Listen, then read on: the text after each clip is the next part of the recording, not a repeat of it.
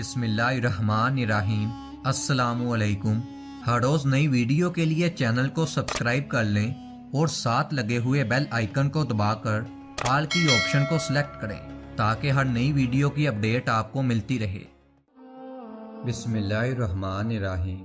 मोहतरम नाज़रीन कराम, आज की वीडियो का टॉपिक है वसवसे क्यों आते हैं। क्या वसवसों के डर से नमाज और दीगर नेक अमाल छोड़ दें? वसवसों का इलाज कैसे करें? क्या बुरे ख्यालात और वसवसों पर गुनाह मिलता है? इन सब बातों के जवाबात जानने के लिए हमारी वीडियो मुकम्मल देखें और अमल करें। आइए समात फरमाएं। वसवसा बीमारी की एक किस्म है जो कि शैतान के इंसान पर हावी होने की वजह से पैदा होती है, या फिर नफ्स अमारा का जब गालिब हो तो तब वसवसे आते हैं। इसलिए वसवसों का इलाज ईमान को कवी बनाने से होगा। नीज शैतान के रास्तों को कमजोर बनाने से इलाज में मदद मिलेगी। आप कसरत के साथ नेकियां करें, अल्लाह ताला की जानिब रजू करें, ज्यादा से ज्यादा जिक्र करें, तस्बीह और इस्तगफार करें, नमाज की तरफ लौटें और अल्लाह ताला के सामने गिड़गिड़ाएं। अल्लाह ताला आपकी दुआओं को कबूल फरमाएगा। अल्लाह ताला तो बंदे पर बंदे से भी ज्यादा रहम करने वाला है। अल्लाह ताला का फरमान है, तर्जमा, भला कौन है जो लाचार की फरियाद रसी करता है जब वो उसे पुकारता है और उसकी तकलीफ को दूर करता है, और कौन है जो तुम्हें जमीन का जानशीन बनाता है? क्या अल्लाह के साथ कोई और इलाह है? तुम लोग थोड़ा ही गौर करते हो। ऐसे ही एक और मुकाम पर फरमाया, तर्जमा, अयूब अलैहिस्सलाम की उस हालत को याद करो जब उन्होंने अपने परवरदिगार को पुकारा कि मुझे ये बीमारी लग गई है और तू रहम करने वालों से ज्यादा रहम करने वाला है। तो हमने उसकी सुन ली और जो दुख था उन्हें उसे दूर कर दिया।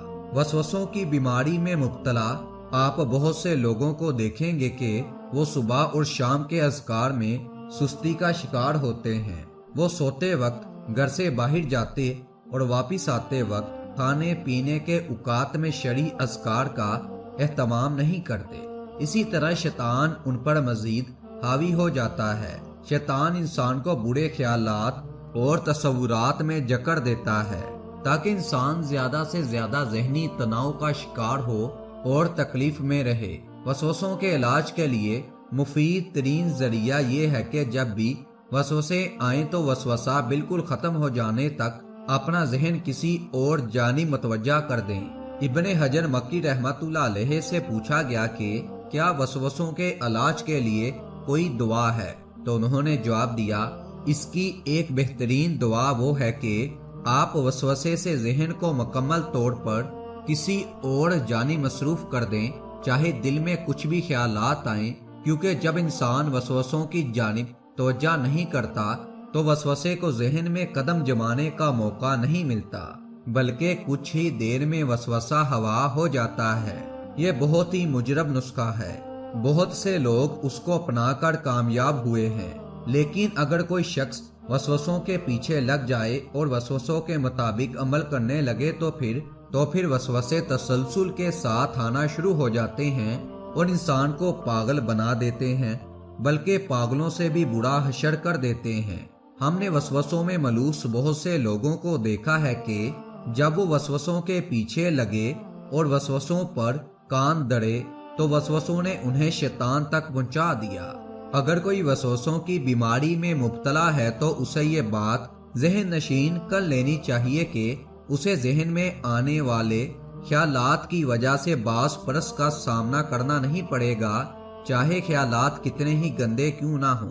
ये ख्यालात नमाज में आए या आम हालत में, बशर्तिया कि इंसान ऐसे ख्यालात से नफरत करे, उनको खत्म करना चाहता हो और उनसे अपना पीछा छुड़ाना चाहता हो। इसकी दलील सही मुस्लिम में है कि हजरत अबू हुरैरा रदियल्लाहु ताला अन्हु बयान करते हैं कि नबी सल्लल्लाहु अलैहि वसल्लम के कुछ सहाबा कराम आए और आपसे पूछा कि हमें हमारे दिलों में ऐसे तसव्वुरात और ख्यालात आते हैं जो हम में से कोई भी अपनी जुबान पर नहीं ला सकता।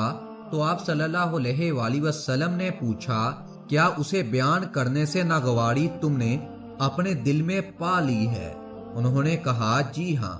تو آپ صلی اللہ علیہ وآلہ وسلم نے فرمایا یہی صحیح ایمان ہے، یعنی اس بات کو زبان پر نہ لانے کی سخت تمہارے دلوں میں ایمان کی علامت ہے۔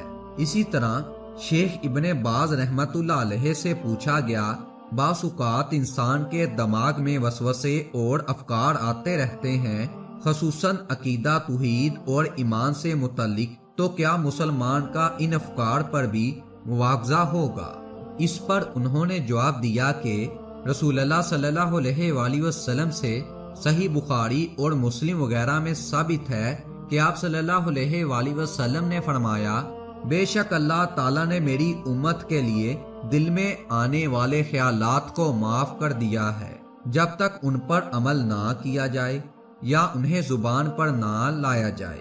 اور صحابہ کرام سے بھی ثابت ہے کہ انہوں نے رسول اللہ صلی اللہ علیہ وآلہ وسلم سے اپنے دلوں میں آنے والے وسوسوں کے بارے میں پوچھا، جن میں سوال میں مذکور امور بھی تھے، تو انہیں رسول اللہ صلی اللہ علیہ وآلہ وسلم نے فرمایا یہی صحیح ایمان ہے۔ اس حدیث کو امام مسلم نے روایت کیا ہے۔ آپ صلی اللہ علیہ وآلہ وسلم کا یہ بھی فرمان ہے کہ لوگ سوالات کرتے ہوئے بڑھتے چلے جائیں گے یہاں تک کہ کہا جائے گا یہ تو اللہ کی پیدا کردہ مخلوق ہے، تو اللہ کو کس نے پیدا کیا؟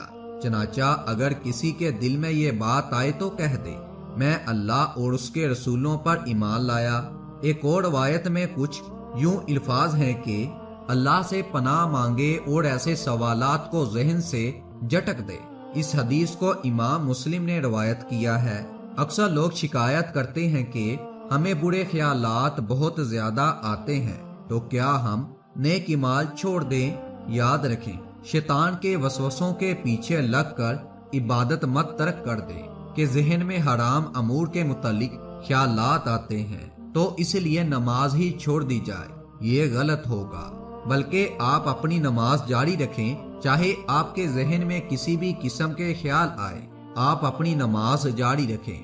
آپ کو دوبارہ دہرانے کی بھی ضرورت نہیں، تاہم دوران نماز ایسے خیالات کو جھٹکتا رہے، انشاءاللہ یہ خیالات ختم ہو جائیں گے۔ ہم اس بات کی طرف بھی توجہ دلانا چاہیں گے کہ آپ کی ذمہ داری بنتی ہے کہ آپ کسی بھی ایسے کام سے باز رہیں جس کی وجہ سے ایسے خیالات پیدا ہوتے ہیں۔ مثلا اگر آپ حیا باختہ فلم دیکھتے ہیں یا تصویر دیکھتے ہیں جو ذہن میں رچ بس جاتی ہے اور پھر اپنا کام دکھاتی ہے، تو آپ ان کاموں سے باز رہیں۔ سیدنا ابو درداء رضی اللہ تعالیٰ عنہ کہتے ہیں کہ انسان کی دانش مندی کی علامت ہے کہ اپنی ضروریات پوری کرے تاکہ نماز میں دھیان اچھی طرح رہے اور دل بھی مکمل طور پر نماز کے لیے فارغ ہو۔ اس اثر کو مروزی نے تعظیم قدر الصلاۃ میں روایت کیا ہے اور امام بخاری نے اسے اپنی صحیح بخاری میں معلق طور پر ذکر کیا ہے۔ ہم اللہ تعالیٰ سے اپنے لیے اور آپ کے لیے عمل کی توفیق اور راہ راست کے دعا گو ہیں۔